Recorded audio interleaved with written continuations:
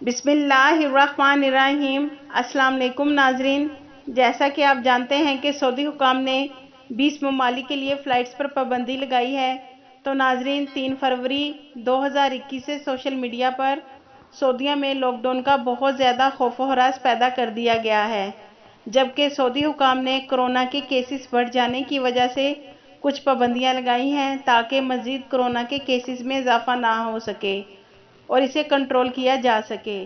تو ناظرین، social media پر جو افواہیں اور غلط معلومات پھیلائی جا رہی ہیں، اس کے لیے سعودی وزارت داخلہ کے ترجمان نے بہت اہم اعلان کیا ہے۔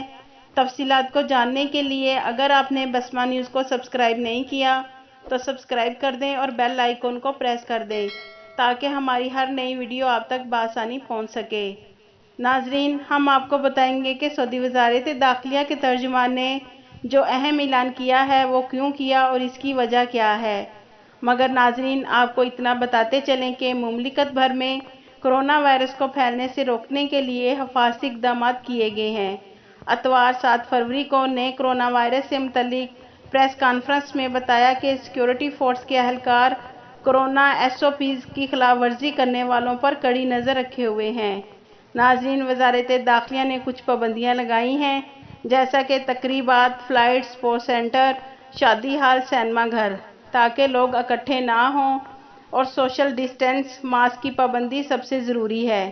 تو ناظرین، یہ جو پابندیاں لگائی گئی ہیں کرونا وائرس کو مزید پھیلنے سے بچانے کے لیے لگائی گئی ہیں، مگر سوشل میڈیا پر جو اتنا خوف و ہراس پیدا کر دیا گیا ہے کہ پتہ نہیں صبح یا شام کیا معلوم کیسے حالات ہو جائیں، اتنا لوگوں نے خوف و ہراس پھیلا دیا ہے۔ تو اس کے لیے اتوار فروری 7 کو سعودی وزارت داخلہ کے ترجمان نے اہم اعلان کیا ہے کہ کرونا وبا سے متعلق غلط معلومات اور افواہیں پھیلانے کی سزا 10 لاکھ ریال تک جرمانہ اور 1 سال کی قید ہے۔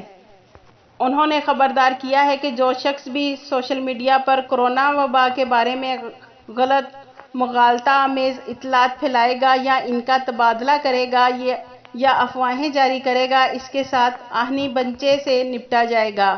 انہوں نے کہا کہ وجہ یہ ہے کہ اس قسم کی حرکتوں سے نہ صرف یہ کہ عوام میں خوف و ہراس پھیلتا ہے، بلکہ یہ ایک طرح سے SOPs کی خلاف ورزی کرنے پر آمادہ کرنے والا عمل بھی ہے۔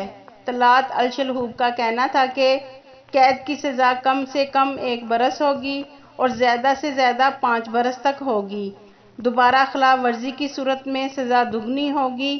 خلاف ورزی پر دونوں سزائیں بھی دی جا سکتی ہیں یا کوئی ایک سزا بھی دی جا سکتی ہے۔ یہ تھی ناظرین اب تک کی اپڈیٹ۔ مزید اپڈیٹ کے لیے بسمہ نیوز کو سبسکرائب کر لیں اور بیل آئیکن کو پریس کر دیں تاکہ میری ہر نئی ویڈیو آپ تک بآسانی پہنچ سکے۔ آپ کے قیمتی وقت کا شکریہ۔